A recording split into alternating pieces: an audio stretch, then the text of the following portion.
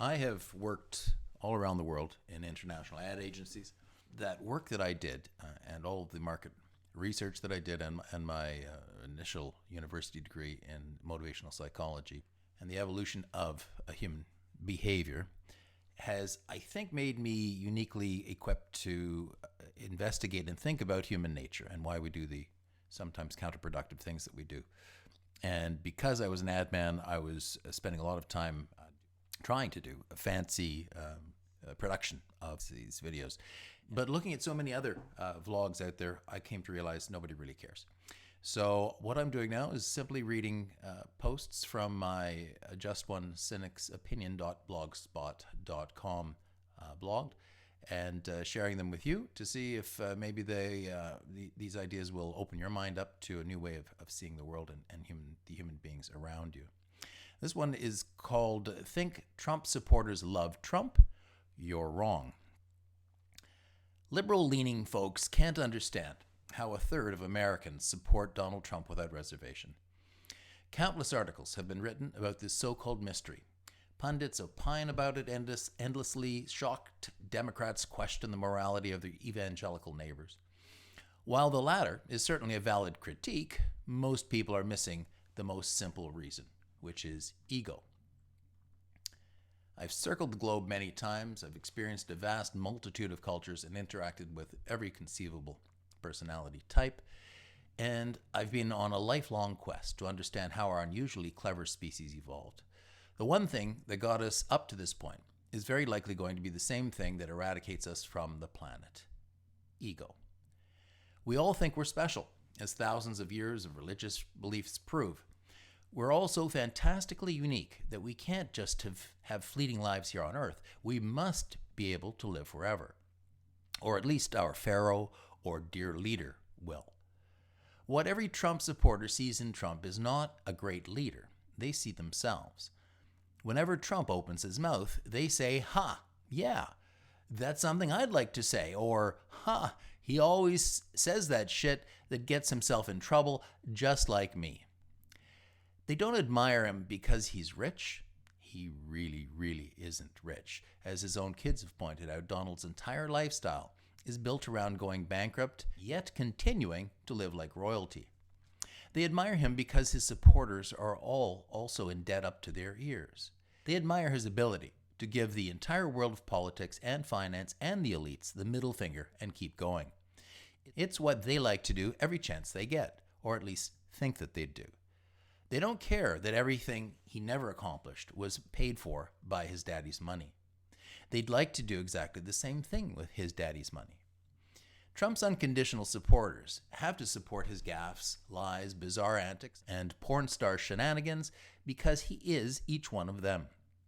They live vicariously through Trump's brazen, shit-disturbing chaos because it is what they would or imagine they would do in his stead. None of them would ever behave like Barack Obama. They'd be Trump. And the Dunning-Kruger effect dictates that they are deeply convinced that they're even smarter than Obama is. In fact, they are as smart as Trump. And I have the link to the Dunning-Kruger effect explanation below. Trump supporters don't love Trump. They love themselves. And the Donald is a reflection of the best they could ever imagine being. George Carlin pointed out that the average person just isn't that smart, and 50% of the population is even less smart than average. By the way, all successful comedians are extremely high IQ individuals. Keep that in mind when you're laughing along with their insights. What I hope transpires in my lifetime is that we'll all come to understand that IQ is largely genetically determined, and that many of the world's largest population groups score lower on IQ, no matter how the tests are conducted. It's not culture, it's genes, and it's the facts, not fake news. That being the case, innovation and good global governance is never going to spontaneously spring from every population group. The people who love Donnie aren't deplorable, they're just limited in their ability to see outside of their own craniums.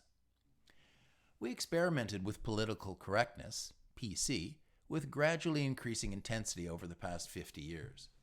It turns out that it is counterproductive to the good of humankind. Why? because it seeks to ignore reality and assume that the rising tide of capitalism will level all boats. Nope. The Dunning-Kruger effect basically dictates that people who are low performers are not good at accepting criticism and don't show interest in self-improvement. See D. Trump. The knock-on effect of political correctness has been to empower the Dunning-Kruger effect and to reassure those who struggle to grasp complexity, who cannot analyze deep data, and are not good at coming up with new ways of doing things, that their brains' hardwired emotional responses to complex problems like global warming are just as valid as those of scientific experts. Not. Human society used to look up at expertise and look down on not-so-smarters' so-called opinions. Now we embrace and promote the opinions, quote unquote, of those who are operating at the behest of Iron Age religious pronouncements that were only invented to benefit those doing the inventing. For all our sakes, and especially theirs, we need to reject PC and point out that emotional reactions have zero validity in the debate over what to do next with the planet in order to save our collective asses. There are speedboats and rowboats out there, and we need to put mechanisms in place to put the speedboats out in front in trying to keep us from exterminating our species along with the rest in this sixth global extinction, while doing the best we can to improve the lot of the rowers. Donnie is a rowboater. America cannot afford to have another one in charge, ever. Thanks for listening to this video. I hope you'll watch some others. If I've made you go, hadn't thought of it that way, please consider giving me a like and consider subscribing to my channel, the Madman Rants. And if you are really inspired, having watched a few of them, I would really appreciate you becoming a patron on patreon.com. Just look up the Madman Rants and buy me a beer. If you'd like to comment, go below and do so. I will certainly respond to you if you become a patron.